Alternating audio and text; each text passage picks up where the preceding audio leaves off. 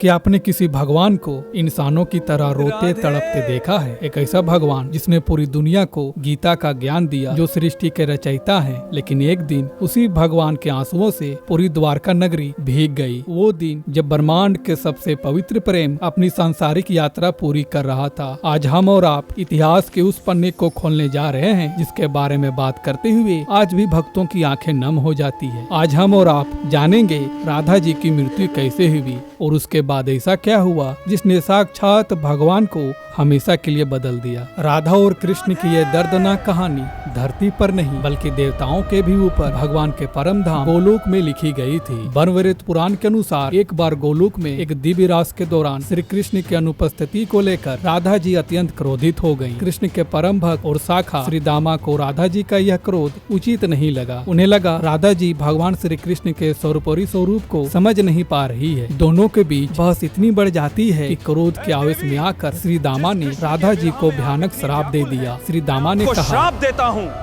एक साधारण मनुष्य के रूप में जन्म लेना होगा और वहाँ अपने प्रण प्रिय कृष्ण से 100 वर्ष का कठोर वियोग सहना होगा। जरा सोचिए, एक ऐसा श्राप जिसने भगवान और उनकी शक्ति को 100 साल के लिए अलग कर दिया गया। क्या श्री कृष्ण चाहते तो अपने परम भक्त श्री दामा के इस श्राप को बदल नहीं सकते थे? क्या भगवान इतने विवश थे? नहीं, इसके पीछे बहुत ही बड़ा देवीय कारण था जो आगे चलकर महाभारत का आधार बनने वाला था। जैसे ही श्री कृष्ण ने कंस वध के लिए वृंदावन छोड़ा, उसी क्षण राधा जी के लिए उन 100 वर्षों के लिए नरक जैसा विरह की शुरुआत हो गई। कृष्ण मथुरा गए, वहाँ से द्वारका चले गए, राजा बन गए। उनका जीवन पूरी तरह से बदल गया। लेकिन वृंदावन में राधा जी के लिए मानो वक्त का पहिया उसी दिन ठहर गया जिस दिन कान्हा का रथ उनको छोड़ कर गया था। शास्त्र बताते हैं इन 100 वर्षों के दौरान राधा जी ने ना तो कभी श्रृंगार किया, ना ही कभी स्वादिष्ट भोजन किया। वो हर दिन यमुना तट पर जाती और माँ गंगा से एक ही सवाल पूछती, हे गंगा मैया, क्या मेरे कान्हा का कोई संदेश आया है?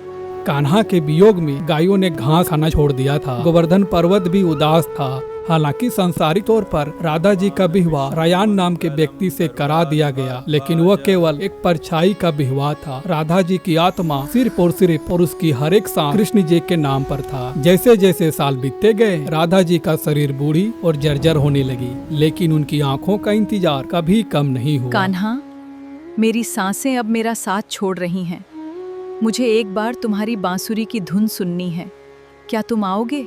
जब श्री दामा के श्राप के 100 साल पूरे होने वाले थे तो राधा जी का सब्र टूट गया। उनसे और अब रहा नहीं गया, इसलिए अपनी आखिरी यात्रा शुरू कर दी और पैदल चलते चलते श्री कृष्ण के नगरी द्वारका पहुंच गई। लेकिन वहां पहुंचकर राधा जी ने जो किया उससे उनकी निस्वार्थ प्रेम को हमेशा के लिए अमर कर दिया। वो चाहती तो महल के द्वार पर जाकर कह सकती थी कि मैं श्री कृष्ण की राधा हूँ। पूरी द्वारका उनके चरणों में झुक जाती, लेकिन राधा जी नहीं चाहती थी कि उनकी वजह से कृष्ण के वैवाहिक जीवन पर और उनकी रानियों के बीच कोई हलचल हो। इसलिए उन्होंने अपनी पहचान छुपाई और महल के लोगों से प्रार्थना की कि उन्हें महल में कोई एक साधारण सा दासी का काम दे दे। लेकिन सोचिए, साक्षात लक्ष्मी का स्वरूप जिसके इशारे पर पूरा ब्रह्मांड चलता है, वो अपने ही स्वामी के महल में झाड़ू लगाने लगी, बर्तन साफ करने लगी। वो सिर्फ इसलिए खुश थी कि दिन में एक बार उन्हें अपने कान्हा को दूर से देखने का मौका मिल जाता था। लेकिन सोचिए, क्या एक अंतर्यामी से कुछ छुप सकता था? कृष्ण हर पल अपनी राधा जी की इस दर्द को महसूस कर रहे थे।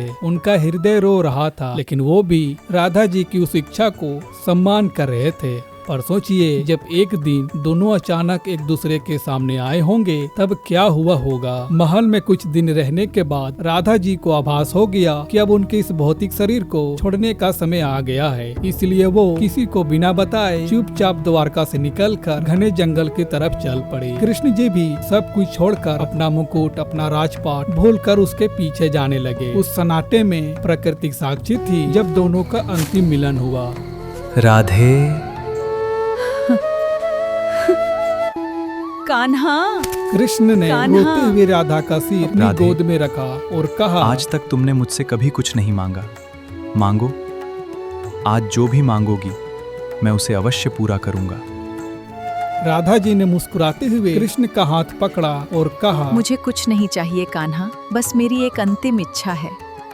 मैं तुम्हारी वही बांसुरी की धुन सुनना चाहती हूँ। श्री कृष्ण ने कांपते हाथों से अपनी बांसुरी निकाली और जैसे ही उन्होंने अपने ओठों से लगाया मानो पूरी दुनिया का संगीत रुक गया हो, हवाएं थम गई हो और पशु पक्षी रोने लगे हों। श्री कृष्ण ने ऐसी दर्द भरी और अलौकिक धुन बजाई जो इस ब्रह्मांड में न कभी सुनी गई थी न कभी बाद में। उस धुन को सुनते सुनते राधा जी के चेहरे पर एक अनोखी शांति आ गई। उनके सांसें धीरे धीरे बंद होने लगी, उनकी सांसें थमी और आखिरी सांस के साथ राधे, और उनकी दिव्य ज्योति सीधे श्री कृष्ण के दिल में समा गई। राधा जी के जाते ही श्री कृष्ण का जीवन का संगीत हमेशा के लिए खत्म हो गया और अत्यंत दुखी और क्रोध और भयंकर वैराग्य में आकर श्री कृष्ण ने उस बांसुरी को देखा और कहा, जब इस बांसुरी की धुन सुनने वाला ही नहीं रहा तो इस बांसुरी का क्या काम? और कृष्ण ने अपने दोनों हाथों से उस बांसुरी को बीच से तोड़ दिया और दूर झाड़ियों में फेंक दिया। उस रात के बाद भगवान श्री कृष्ण ने अपने पूरे जीवन काल में कभी भी बांसुरी को हाथ नहीं लगाया। कृष्ण अब लीला पुरुषोत्तम से योगेश्वर कृष्ण बन चुके थे। उनके चेहरे से वो चिरकाल मुस्कान गायब हो गई और उसकी जगह एक कठोर वैराग्य ने ले ली।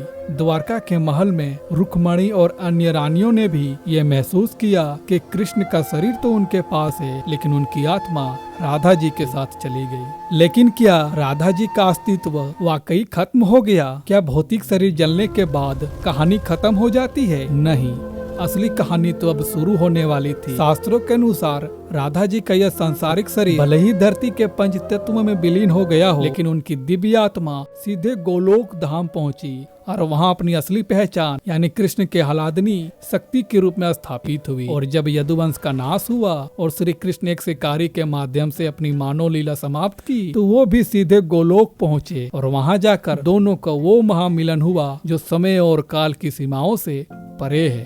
तो दोस्तों, राधा और कृष्ण की ये गाथा हमें सिखाती है सच्चा प्रेम सांसारिक विवाह का मोहताज नहीं होता। और वैसे भी विवाह तो दो अलग अलग व्यक्तियों का होता है, जबकि राधा और कृष्ण कभी दो थे ही नहीं। वो एक ही सिक्के के दो पहलू थे, यानी एक ही आत्मा के दो नाम। इसलिए सदियां बीत गई, इतिहास बदल गया, लेकिन आज भी जब कोई प्रेम का मिसाल देता है तो रुक्मणी कृष्ण का नहीं बल्कि राधे कृष्ण का नाम सबसे पहले जुबान पर आता है। अगर आपको यह राधा कृष्ण के अलौकिक सच्चा प्रेम दिल को छुआ हो तो प्लीज चैनल को सब्सक्राइब कर ले और कमेंट में राधे राधे जरूर लिखें। जय श्री कृष्ण।